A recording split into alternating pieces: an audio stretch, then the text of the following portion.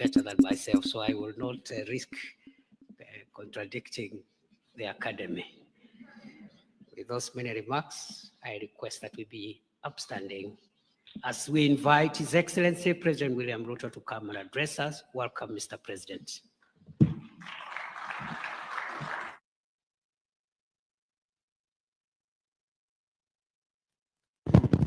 Thank you very much. Please, let's take our seats. Thank you.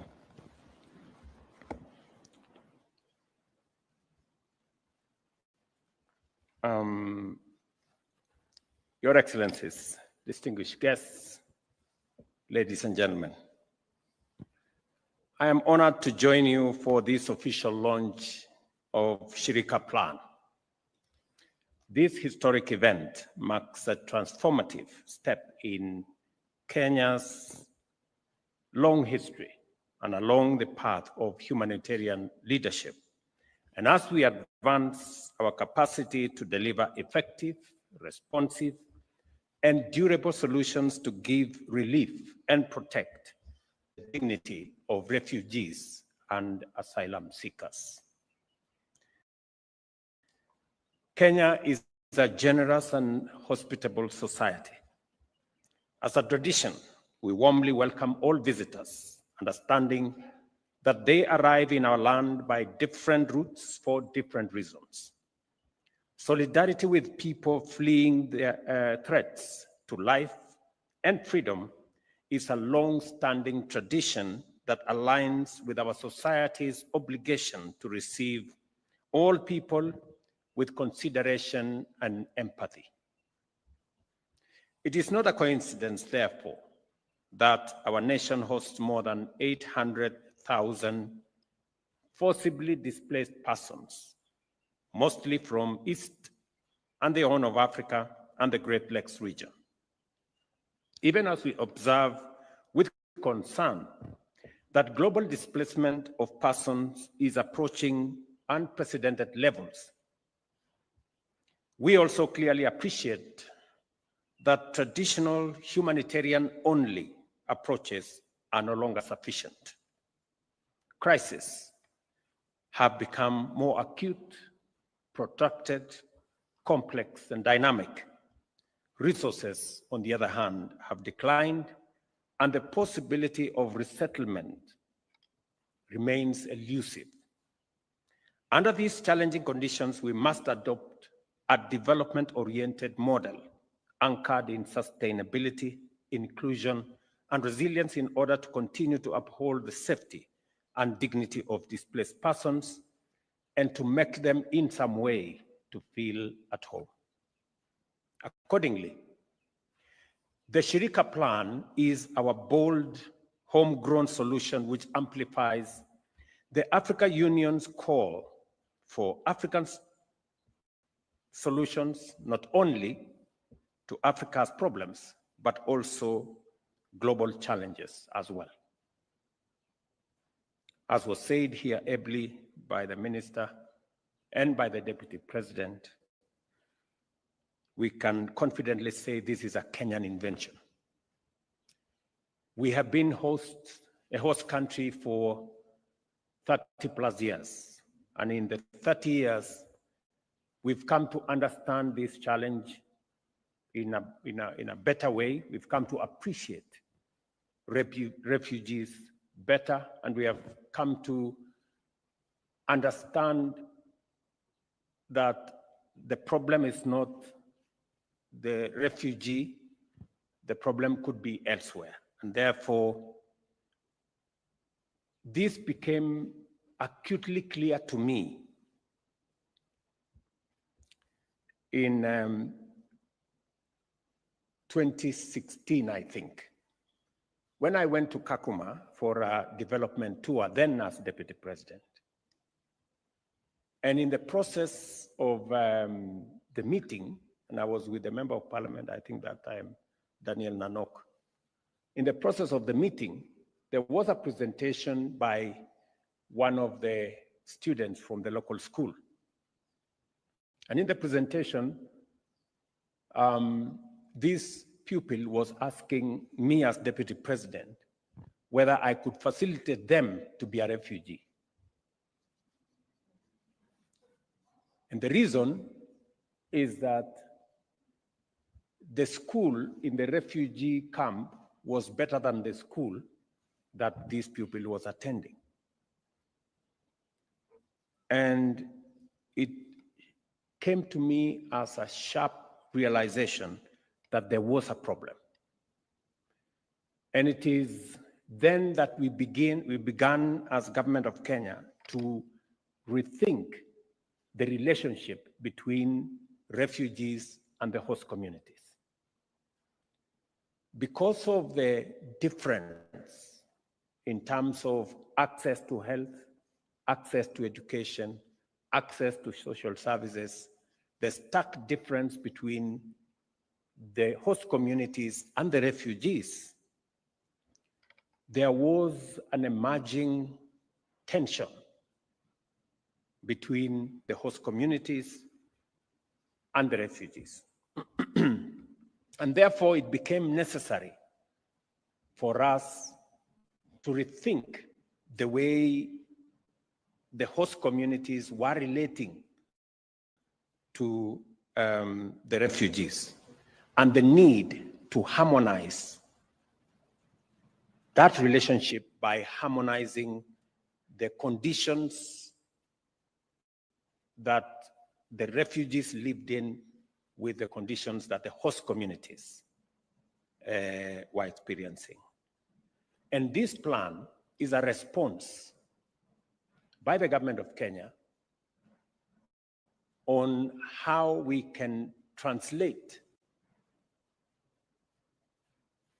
refugees and the host communities relationship into a win-win relationship, a one that benefits the host community and recognizes the host community's solidarity with the refugees, the host community's sharing of their space with the refugees, but also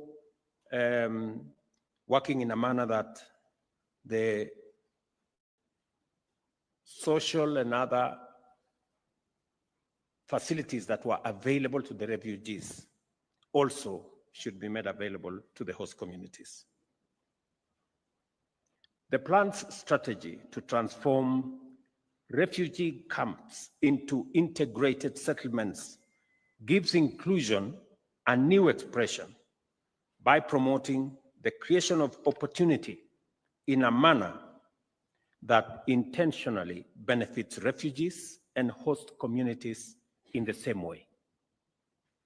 In so doing, it recognizes the indispensable role of host communities, a number of which have provided exemplary compassion, patiently and generously 5 years.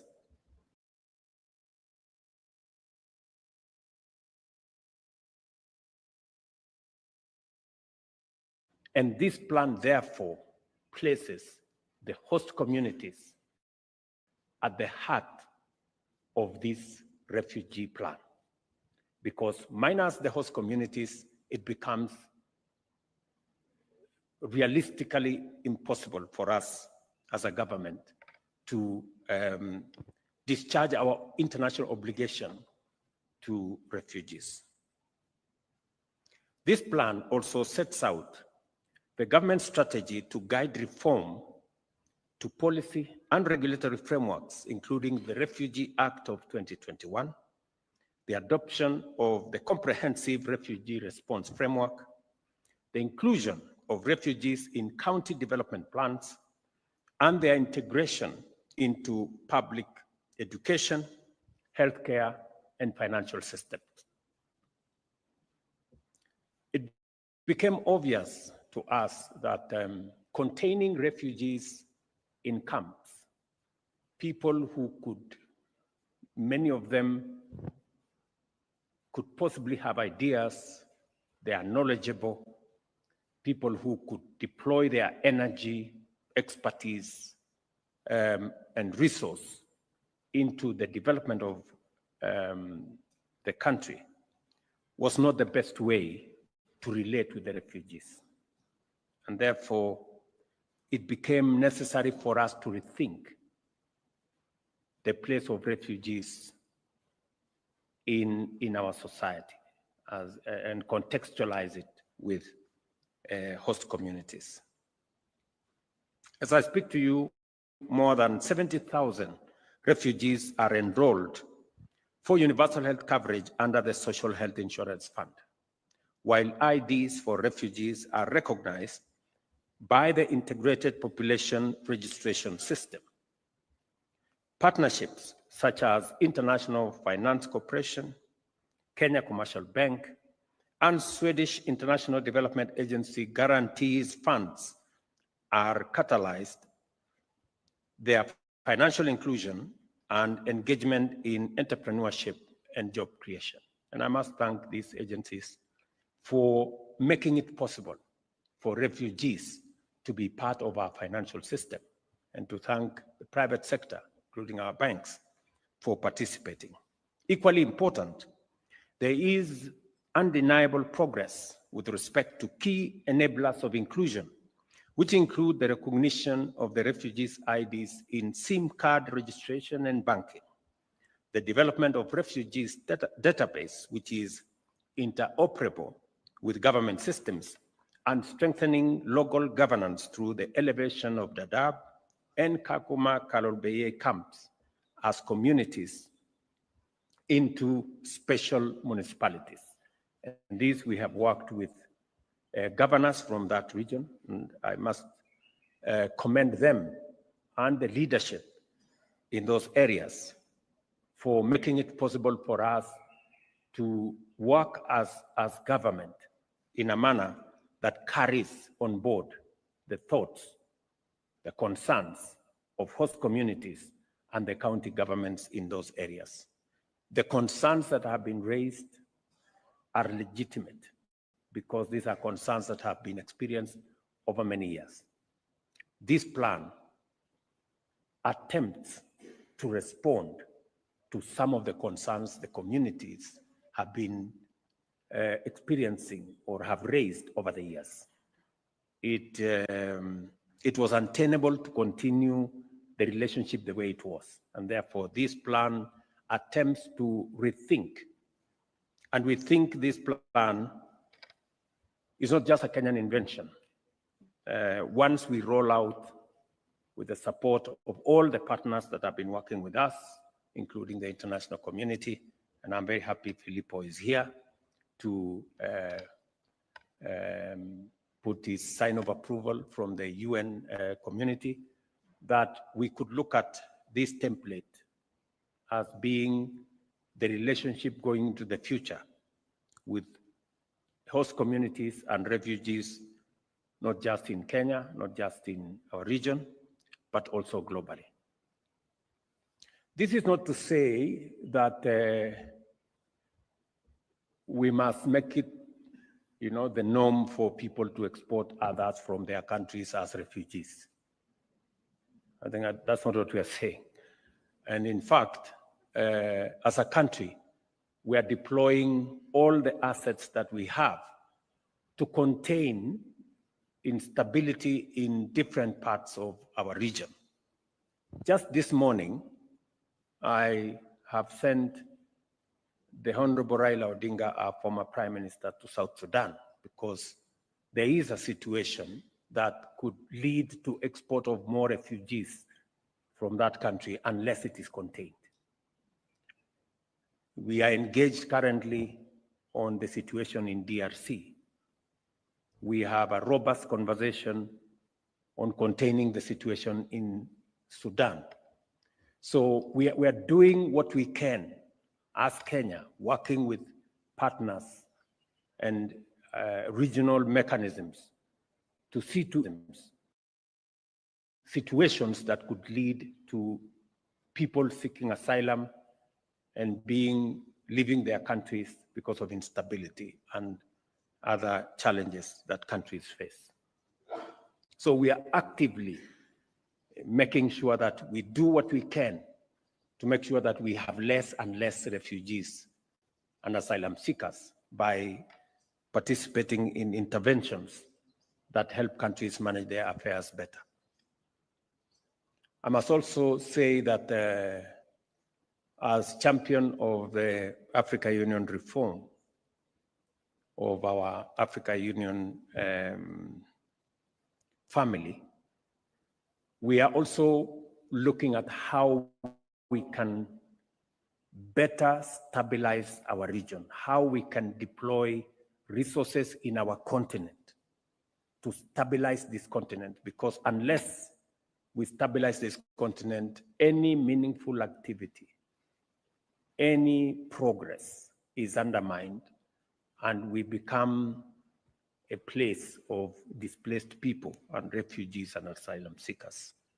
And we are currently looking at our peace and security architecture of the Africa Union so that we can find a link and connection to the international community. And I'm very happy that we've already made the first step, that Africa Union peace initiatives will now be funded as agreed by the UN by United Nations assessed contribution, making Africa Union interventions better resourced for us to take, better control of interventions in our region, rather than waiting long for some of the UN interventions to come into place. So apart from thinking about the refugees we have and how we can integrate them into the development of our country,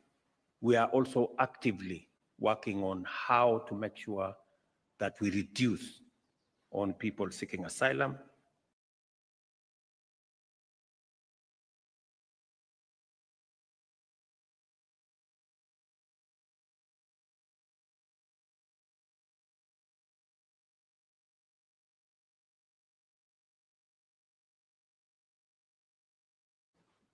Where we can, and people being exported as refugees.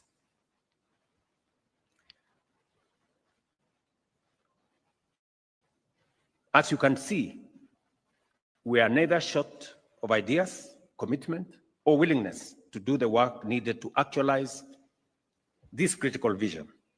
For this reason, the Shirika plan, whose development entailed extensive multi-sectoral and multi-stakeholder consultations, led by county governments, and that is why they've already expressed themselves and some of the issues they raised. And also refugee-led organizations, UN agencies, development partners, and the civil society is a strategy which reflects the contribution of a broad spectrum of actors. It clearly and boldly reflects our commitment to the Global Compact on Refugees, as well as the constitutional mandate to observe and implement measures that not only fulfill, but also expand inclusion, equity, equality, social justice, non-discrimination, and access to equal opportunity in our shared prosperity. When we declare that our national transformation agenda shall leave no one behind, we mean every word of it. To guarantee the best chance of fully actualizing the promise, I call on our partners in development and humanitarian response, international financial institutions, and other organizations to enhance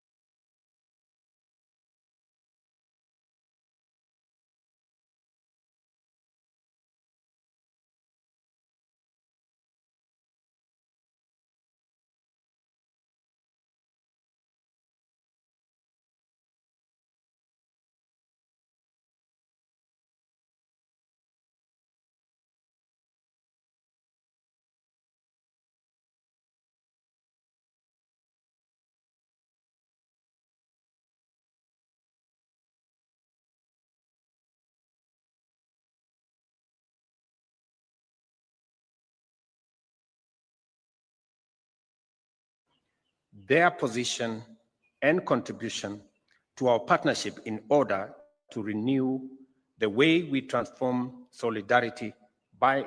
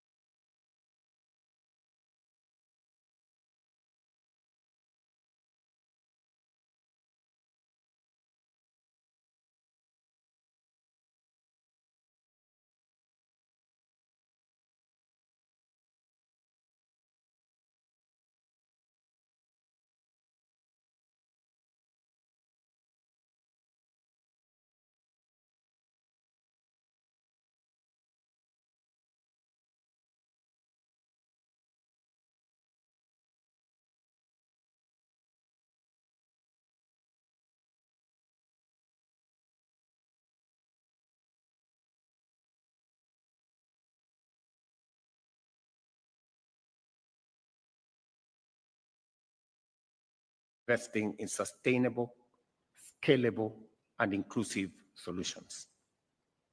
I wish to appreciate all our partners because the long journey we have walked together has not been easy.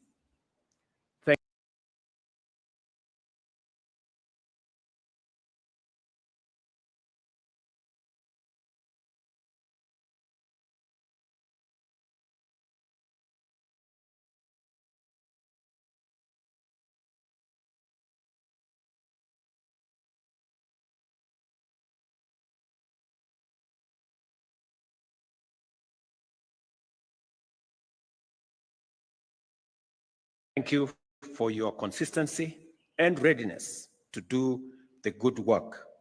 In a special way, I thank the counties of Turkana and Garissa, through their leadership present here, for their enduring solidarity and pragmatic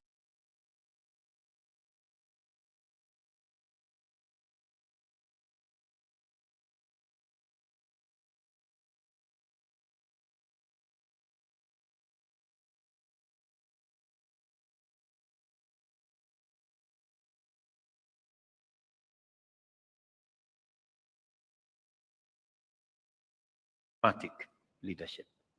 Thank you very much, gentlemen, and your teams. The Shirika plan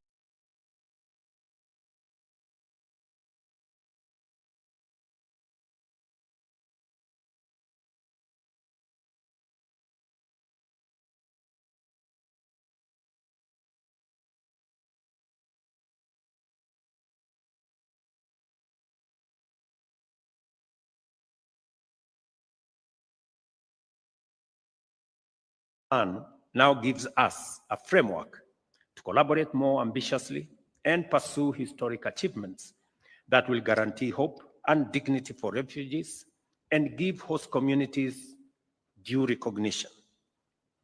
Let us walk this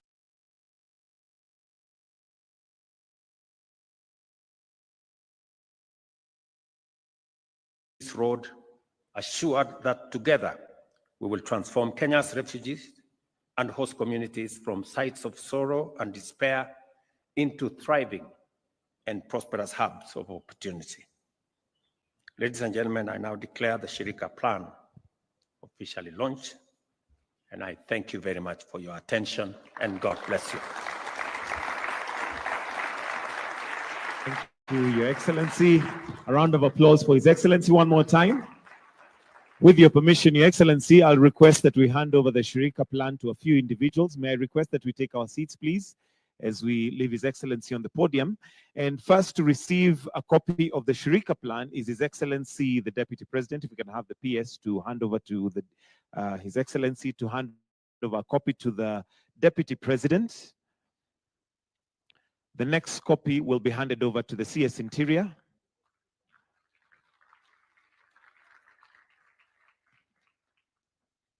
Another copy to the High Commissioner, UNHCR.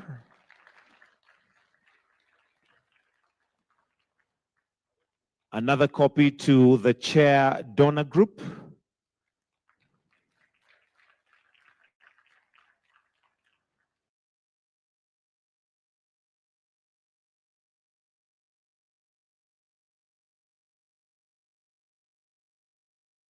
a copy to the co-chair for the donor group,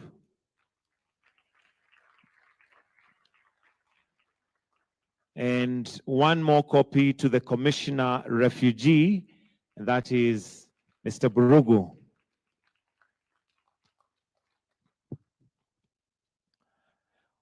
We'll also have a copy each for the governors present, Governor Turkana and Governor Garissa.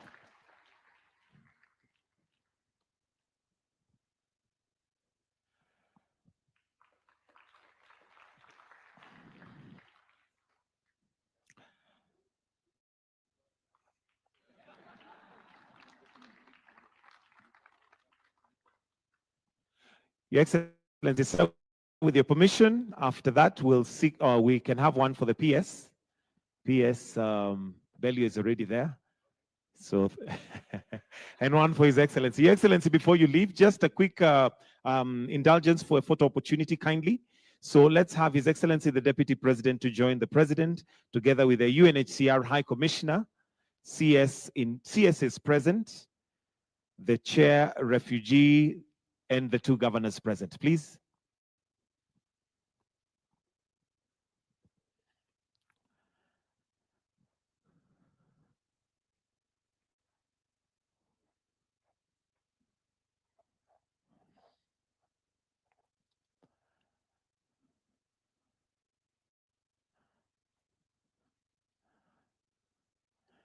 So the next vote, once that is done, we'll request that the CS's exit except the CS interior, and we'll invite all ambassadors present.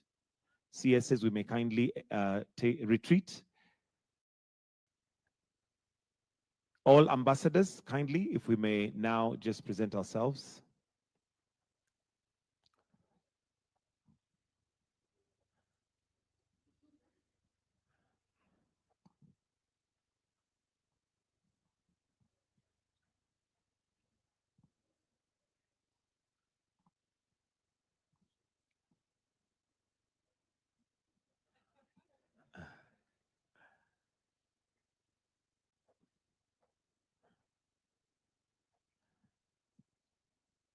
And all ambassadors can exit. Then we'll, the last exposure, Shirikisha Joint Secretariat.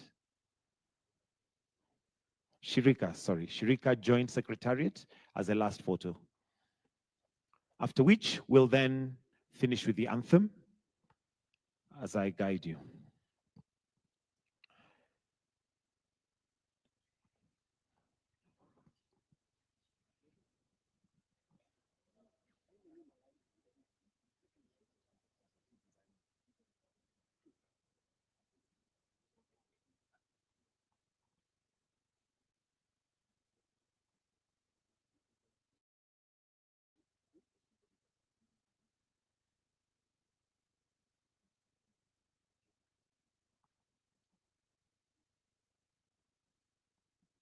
Thank you, Your Excellency.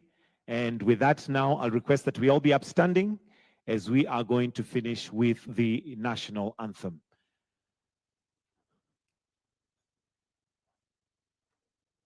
The national anthem.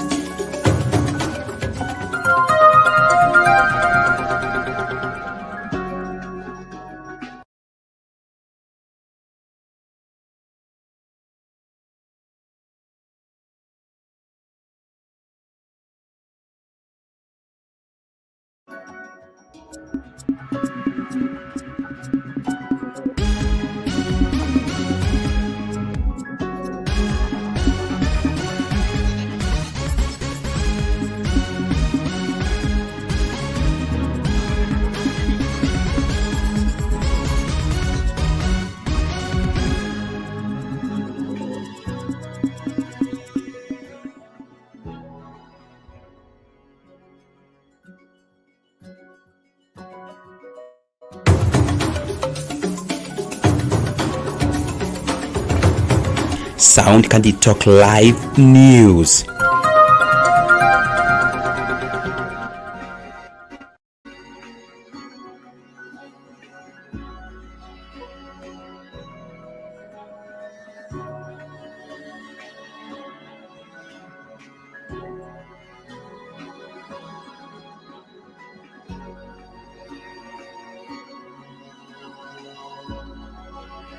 Are you looking for video live streaming services? You want your church services to be on air? You do not know where to market your goods and services? At Sound Candy Talk, we deliver the best live stream services for your events, product and service launches, conferences, weddings, and lives. Reach on us today.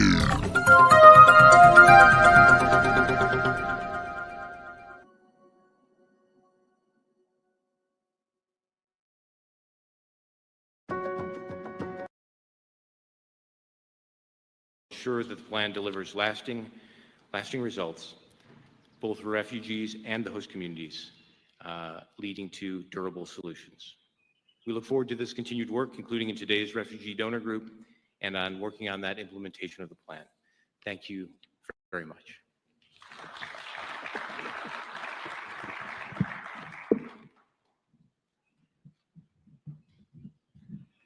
Thank you very much, sir. With your permission, Your Excellency, I would now like to call on the Cabinet Secretary, Ministry of Interior and National Administration, Honorable Kipchumba Murkomen, who will also now take over the program. Let's welcome him with a warm clap. Karibu Waziri. Your Excellency, the President of the Republic of Kenya, Your Excellency, the Deputy President, my colleagues, the CSS who are here, the UN High Commissioner for Refugees, Mr. Filippo Grandi, Your Excellencies, ambassadors, ladies and gentlemen, good afternoon.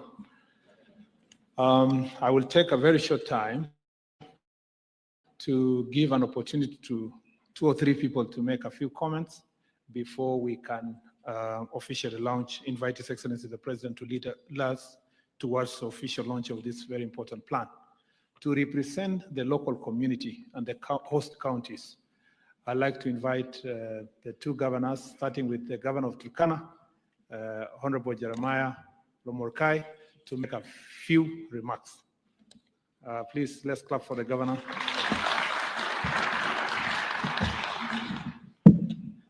Okay, thank you, Your Excellency, the President of the Republic of Kenya, the Deputy President, all the dignitaries present. I want Your Excellency to take this opportunity first to thank you because of this very noble Shirika plan activity that we are launching today. Number 2, I think Turkana County hosts over 299,000 refugees. And we are very critical and central when it comes to issues of Shirika plan. I and my colleague, the Governor for Garissa, are very happy because of this initiative. And I want to appreciate the donor community for really being supportive to ensure that this document has properly been generated. And today we are seated here to launch it. We will be very supportive. We will offer the necessary support. Your Excellency, I think the only small impediment is how we are going to implement it down there at our counties or communities. There is an element of dissatisfaction from the ground, the professionals, the key stakeholders. I think when we go ahead to implement the programs, there is need actually for us to continue sensitizing and also capacity building the people so that they understand the document properly. Because the governors and the other leaders are put in a very awkward situation to look like we are bringing a document that has other negative issues inside to them. And that is not basically what this document entails. It has all that, to me, is very important for our communities. But we need to be very critical as we implement the document, the programs, through the necessary structures, majorly the KCDEP and the GSDEP which to me are the most established institutions on the ground to implement this particular document. I think basically that's what I would say for today, because the program was meant to be very short. Thank you, Your Excellency. I totally agree with you, Governor. Governor Makofi, I'd like to invite the Governor of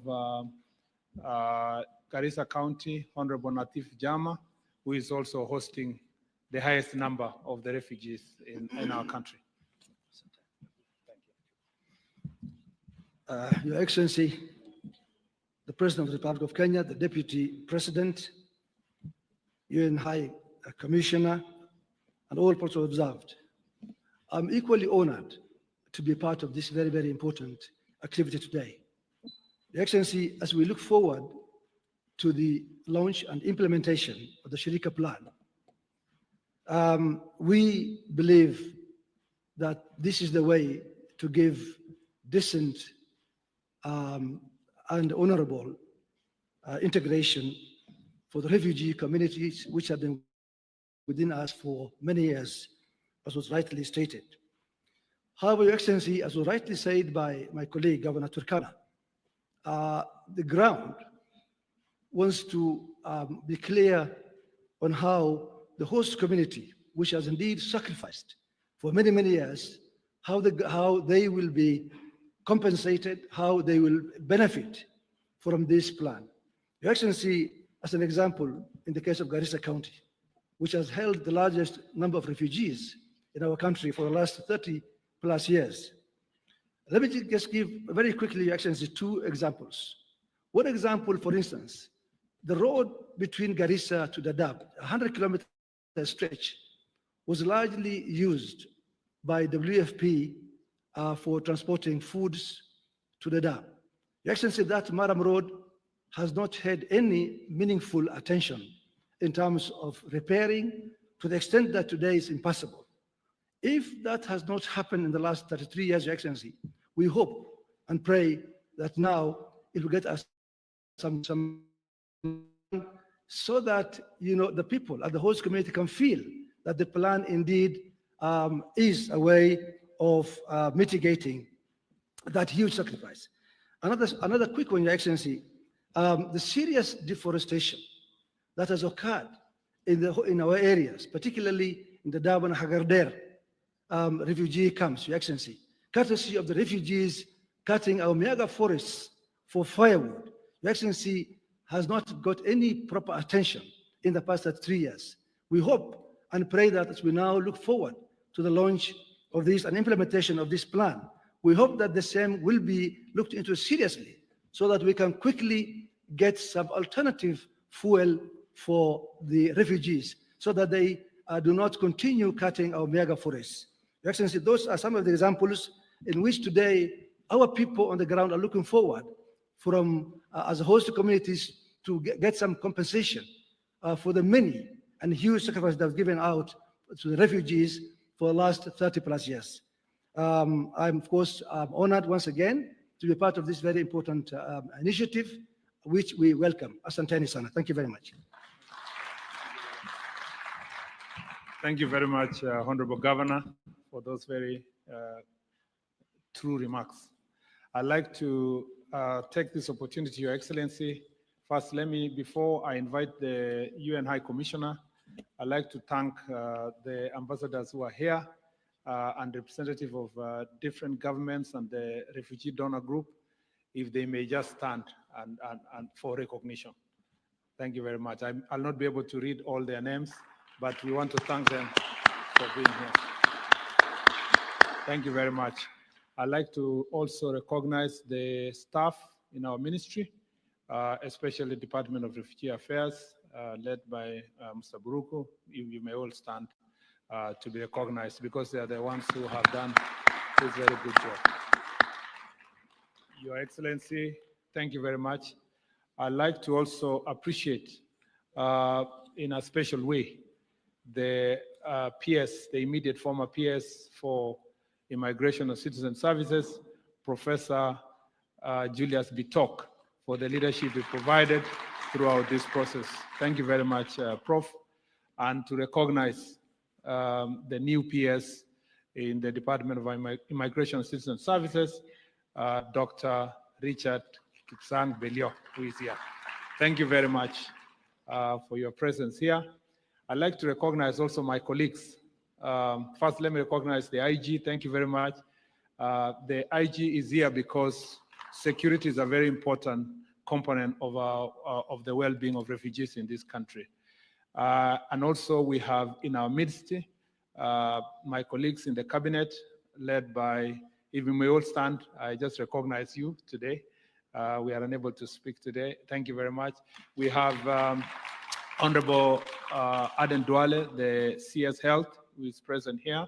Thank you very much, and who is also from the host community. We have Honorable Beatrice Askul, who is the Minister for East Africa, and she's also from the host community. Thank you very much for being here. We have our CS Mudhoni Alice Waome, who is also the CS for housing, lands and housing and public works. Thank you very much for being here. We have our CS for environment, CS and forestry, CS Beatrice Barasa Mlongo. Thank you very much for being here. Not Beatrice, Deborah. I am still in my mind with the Beatrice. And then our able Attorney General, Dorcas Odwar. Thank you very much for being here. It's now my pleasure to invite the UN High Commissioner, Mr. Filippo Grande, who has come all the way from Geneva to be here with us. Let's give him a round of applause.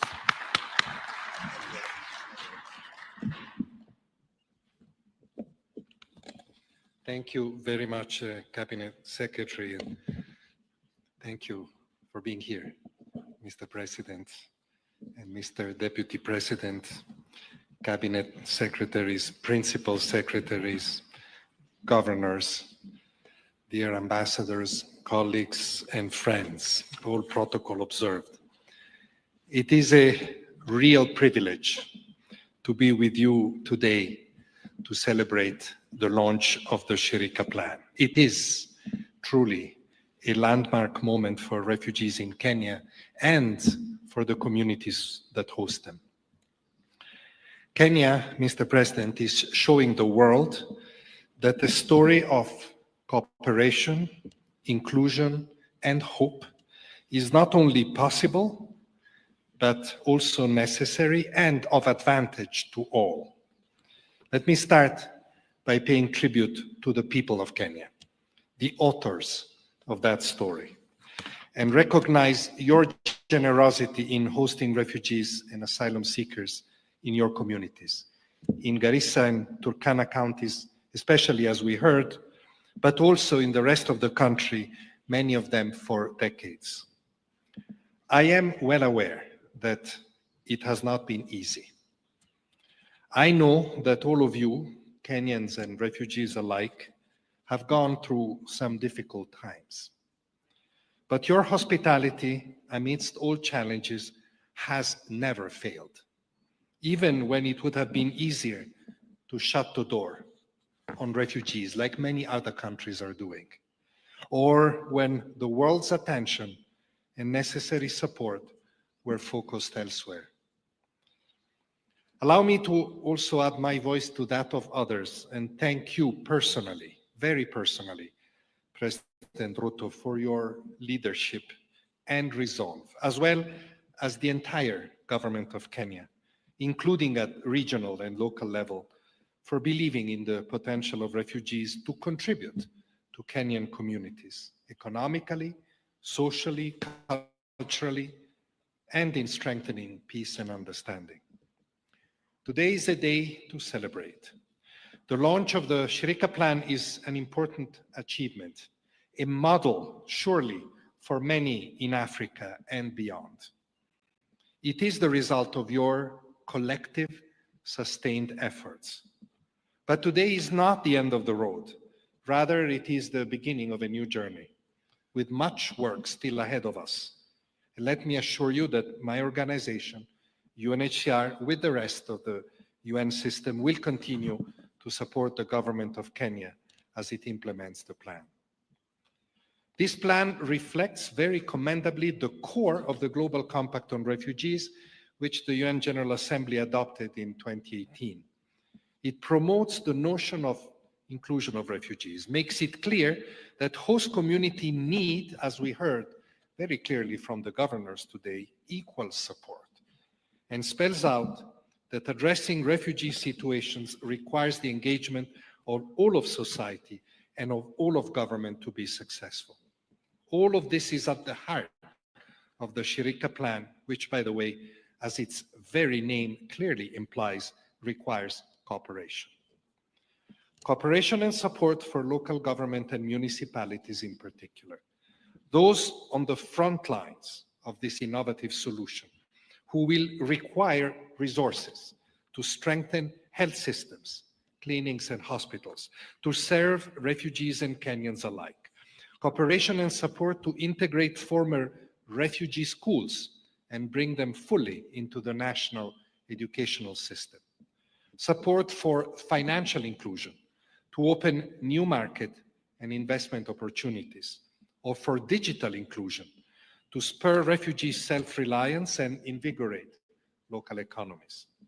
And we heard about the challenges related to the environment as well. In a word, to turn refugee hosting areas into full-fledged settlements and robust economic hubs that will benefit all who live there and that will bring stability. But we must be clear, and you were very clear the first time we spoke about this, Mr. President, several years ago. The Kenyan government cannot do it alone.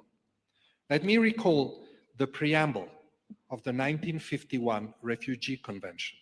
It clearly spells out that refugees are an international responsibility, not one of the host government alone.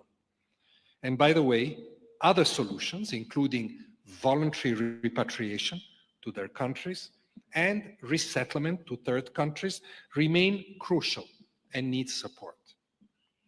Since its inception, the Shirika plan has gained the endorsement and concrete support of many donor partners.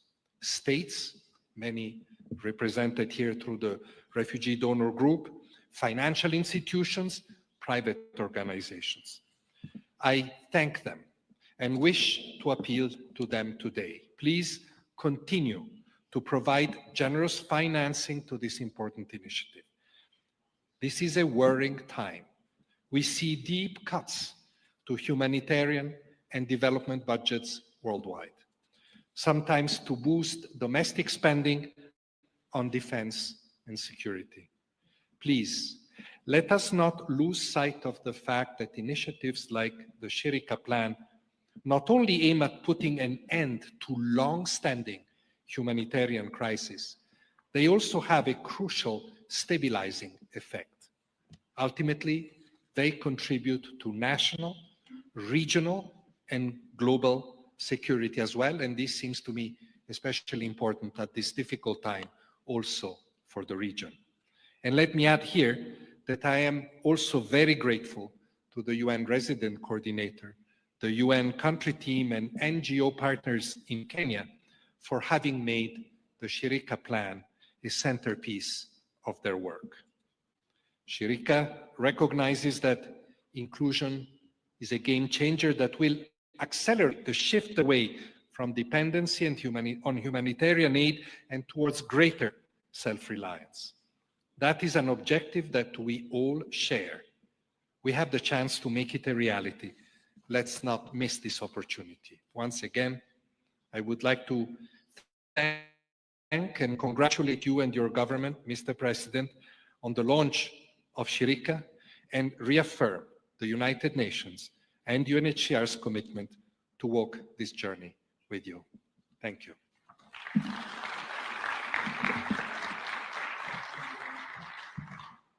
Thank you very much, the High Commissioner.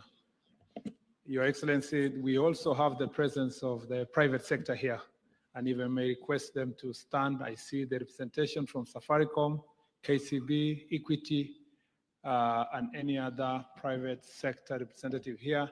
Thank you very much for coming. A round of applause for them. These are very important players in the refugee sector in the subject of inclusion. We also have representatives of the non-governmental organizations and humanitarian organizations working with governments and the refugees. If they are here, please, I know they are. You may stand. We appreciate you. Thank you very much. Your Excellency, before I invite His Excellency, and we have also our PS, I almost forgot the PS for Internal Security and National Administration, Raymond Omolo, thank you, and other senior government officials who are here.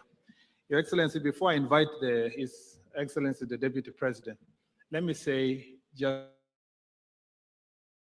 a few things. One is that I appreciate the work that was done before I joined this ministry, as was led then by the Deputy President and PSB Talk in the relevant department to put together this Shirika plan under your direction, Your Excellency. And when I came to office, I was handed over this assignment, and we agreed that it had been a discussion for far too long. It was necessary for us to accelerate the launching of this plan. Your Excellency, we held various consultative meetings with the donor community, with also the private sector. I met the private sector, but also I met the members of parliament and the leaders from the two counties, and I appreciate their input. And as a result, we managed to reduce the size of the document to half of it, to about 40 pages. Part of the complaint, and I have been a practitioner in this sector, although for a short time, part of the complaint in the local community across our country is that, Your Excellency, there was a feeling, and one quote that came from Turkana County was that there was a feeling at some point that the refugees were living a better life than the local community. And these persistent calls for equalizing the two communities, living side by side, sometimes feeling like the refugees had more food than them, they had better living conditions than them. The Shirika plan, it is important for Kenyans to know that Shirika plan is not a UNHCR plan. It is not a donor community plan.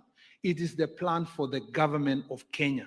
It is our own plan to make sure that we are bringing our citizens who are living side by side with refugees to a same level by integrating them and ensuring that we take advantage of the opportunities that comes with that integration for social, economic, and cultural inclusion.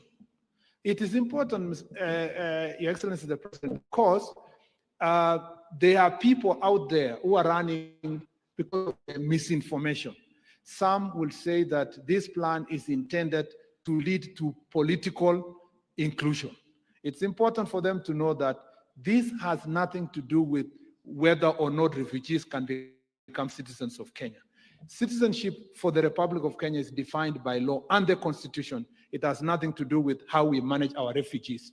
The reality is that the refugees have been in this country since independence, but the highest number of refugees came to this country in 1992. We have people who have been in this country, born and bred in this country for over 33 years, calling Kenya home, and they live in these refugee camps. Already, as we speak, we have done integration on matters of social for health. We have done integration in areas that relate to education. We've done integration in financial inclusion. And we know that some banks, including Equity Bank, were among the first banks to go to do business within the refugee camp. So therefore, we are upscaling this process by ensuring that every development that goes on in the refugee camp, we take care of the local community. That is why this document speaks to environmental protection, because there's a complaint from the locals about environmental protection.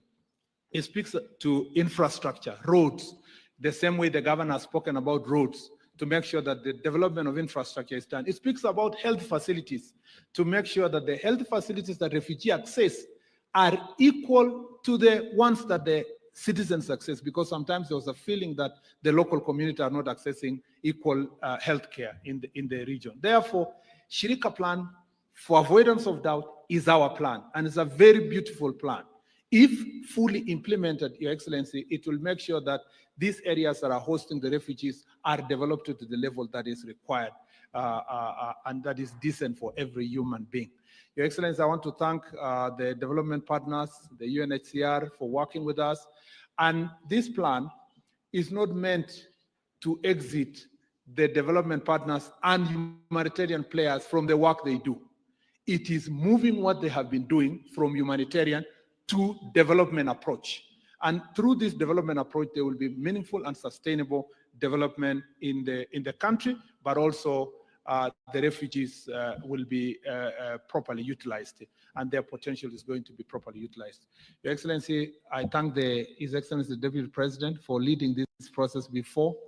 For avoidance of doubt, the Deputy President was my teacher, and one of the subjects he taught me was international humanitarian law. And international humanitarian law includes refugee law. And he taught me very well, Your Excellency, and I'm glad that I have the opportunity to continue the work that he had started, and it's now my greatest honor and pleasure to invite His Excellency Kithure Kindiki, the Deputy President of the Republic, to make a few remarks, and invite you, Your Excellency, to make your remarks. Welcome you, Deputy President.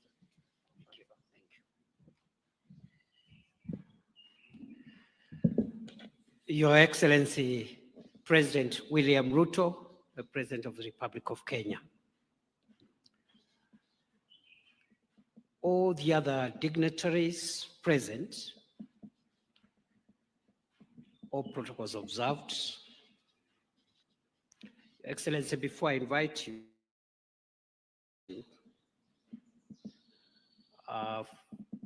let me make a disclaimer that this wonderful document that we are launching today was started by my predecessor at Harambee House. So it is not my invention. I found it there, made some input to it together with a team, Professor Bitok and others, and we handed it over to the current Interior Minister. So I thought I should clarify as a sign of intellectual and academic honesty that it is not my invention. Excellency, I want to make two remarks before I invite you. The first is that this event provides firm evidence of Kenya's commitment to its obligations under national and international law regarding the protection of refugees as contained in the various instruments applicable to Kenya, including the 1951 UN Convention relating to the status of refugees and its protocol of 1967, the OAU Convention of 1969 governing specific aspects relating to refugee problems in Africa, the Constitution of Kenya, and the Refugees Act and the regulations made thereunder. This event is a testament that Kenya is committed to fulfilling its obligations under international law and the law of our country. Secondly, and lastly, Your Excellency, is to also say that this event and the launch of this document speaks to a significant and important paradigm shift in several ways. First, a shift from short-term temporary solutions to the enforcement of the rights of people who find themselves away from their home, not because of their own liking, but because of factors that have compelled them to flee for their safety and for their rights and liberty. So it's a paradigm shift from that temporary solution or interventions approach to durable solutions as required by international law and our constitution, where we are offering durable solutions. It is also a paradigm shift, Your Excellency, from burden shifting to burden sharing. Because as the High Commissioner for Refugees, the UN High Commissioner for Refugees has correctly stated, the issue of refugees is a global problem. It's not a problem of the country of origin of these people or the host country or the donor countries. It is a collective issue of humanity. And therefore, this launch affirms the principle of burden sharing as opposed to burden shifting and shifting blames and responsibilities to different people. It's also a paradigm shift, Your Excellency, in the sense that this event cements the principle that refugees are not necessarily a problem. They are just people who could have experienced problems, but they are not a problem. Many countries have been built with the inputs and ideas of people who necessarily did not originate from those countries. Many inventions, many ideas that have shaped certain societies have been developed by people who have found themselves in other countries other than the countries they were born. And lastly, Your Excellency, this is a paradigm shift in the sense that all of us gathered here, the host country, the donor countries, the United Nations family, the host communities where these refugees are represented here, the governors from those counties. We are now moving towards consolidating all our interests, all those role players, our interests are converging, that we can have a win-win situation where the government of Kenya honors its obligations under international and local law. The host communities get benefits as defined in this plan. The donor communities also are able to channel resources to durable solutions. And therefore, this is a win-win situation for all of us. And going forward, therefore, the integration of refugees with those communities, sharing services, sharing the same quality of life that is dignifying for host communities and the refugees is a game changer. And I hope that this will be a good case study of how refugee hosting countries can provide durable solutions, especially in the form of local integration in unique cases like ours, where resettlement to third countries or voluntary repatriation is not feasible. I'll stop there, Your Excellency, because our Deputy President should not speak for too long. And also because I can see in this audience people who are much more well-versed with this subject than myself, both as practitioners,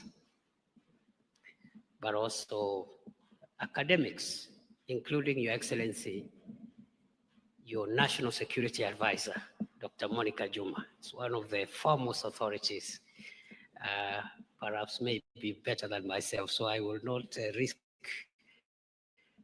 contradicting the academy. With those many remarks, I request that we be upstanding As we invite His Excellency President William Ruto to come and address us, welcome, Mr. President.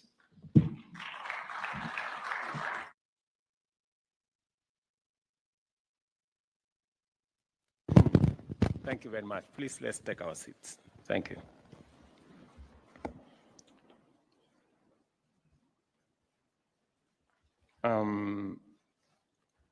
Your Excellencies, distinguished guests, ladies and gentlemen, I am honored to join you for this official launch of Shirika Plan. This historic event marks a transformative step in Kenya's long history and along the path of humanitarian leadership. And as we advance our capacity to deliver effective, responsive, and durable solutions to give relief and protect the dignity of refugees and asylum seekers. Kenya is a generous and hospitable society. As a tradition, we warmly welcome all visitors, understanding that they arrive in our land by different routes for different reasons. Solidarity with people fleeing their threats to life and freedom is a long-standing tradition that aligns with our society's obligation to receive all people with consideration and empathy. It is not a coincidence, therefore, that our nation hosts more than 800,000 forcibly displaced persons, mostly from East and the Horn of Africa and the Great Lakes region. Even as we observe with concern that global displacement of persons is approaching unprecedented levels, we also clearly appreciate that traditional humanitarian-only approaches are no longer sufficient. Crises have become more acute, protracted, complex, and dynamic. Resources, on the other hand, have declined, and the possibility of resettlement remains elusive. Under these challenging conditions, we must adopt a development-oriented model anchored in sustainability, inclusion, and resilience in order to continue to uphold the safety and dignity of displaced persons and to make them in some way to feel at home. Accordingly, the Shirika Plan is our bold, homegrown solution which amplifies the African Union's call for African solutions, not only to Africa's problems, but also global challenges as well. As was said here ably by the Minister and by the Deputy President, we can confidently say this is a Kenyan invention. We have been a host country for 30 plus years. And in the 30 years, we've come to understand this challenge in a better way. We've come to appreciate refugees better, and we have come to understand that the problem is not the refugee, the problem could be elsewhere. And therefore, this became acutely clear to me in 2016, I think, when I went to Kakuma for a development tour, then as Deputy President. And in the process of the meeting, and I was with a member of Parliament, I think that time, Daniel Nanok. In the process of the meeting, there was a presentation by one of the students from the local school. And in the presentation, this pupil was asking me as Deputy President whether I could facilitate them to be a refugee. And the reason is that the school in the refugee camp was better than the school that this pupil was attending. And it came to me as a sharp realization that there was a problem. And it is then that we began as government of Kenya to rethink the relationship between refugees and the host communities. Because of the difference in terms of access to health, access to education, access to social services, the stark difference between the host communities and the refugees, there was an emerging tension between the host communities and the refugees. And therefore, it became necessary for us to rethink the way the host communities were relating to the refugees and the need to harmonize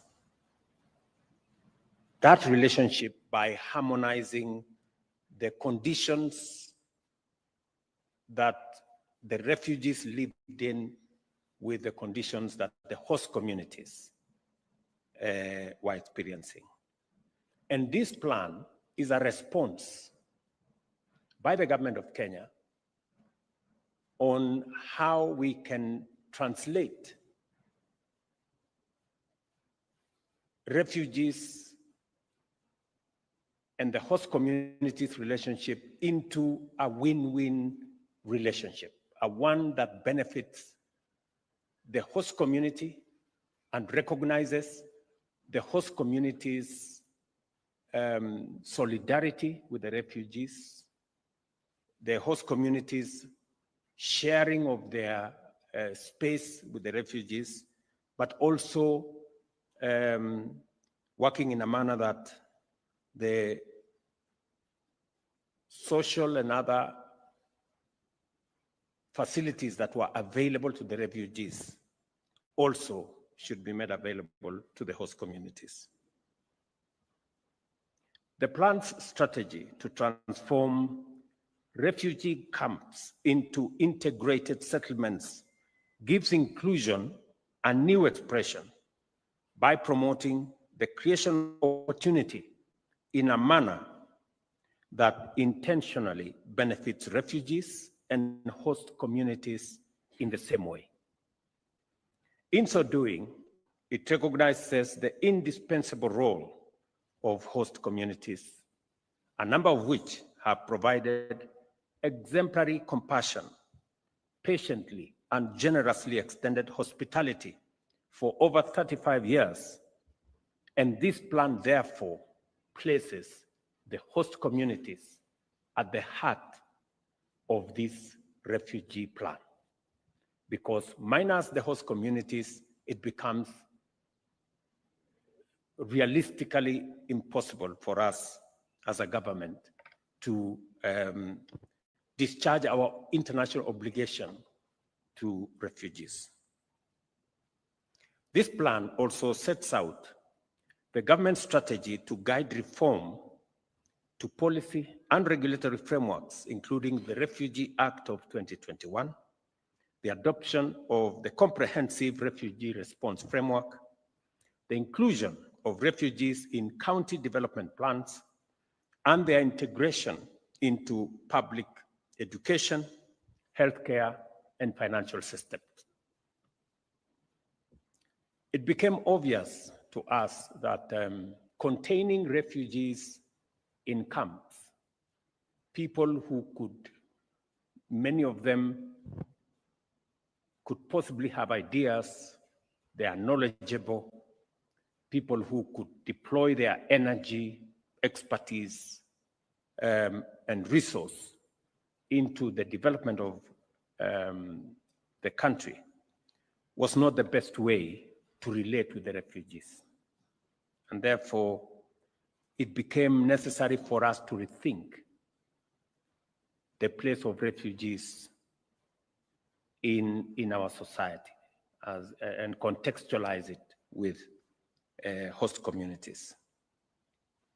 As I speak to you, more than 70,000 refugees are enrolled for universal health coverage under the Social Health Insurance Fund, while IDs for refugees are recognized by the Integrated Population Registration System. Partnerships such as International Finance Corporation, Kenya Commercial Bank, and Swedish International Development Agency guarantees funds are catalyzed their financial inclusion and engagement in entrepreneurship and job creation. And I must thank these agencies for making it possible for refugees to be part of our financial system, and to thank the private sector, including our banks, for participating. Equally important, there is undeniable progress with respect to key enablers of inclusion, which include the recognition of the refugees' IDs in SIM card registration and banking, the development of refugees database, which is interoperable with government systems, and strengthening local government.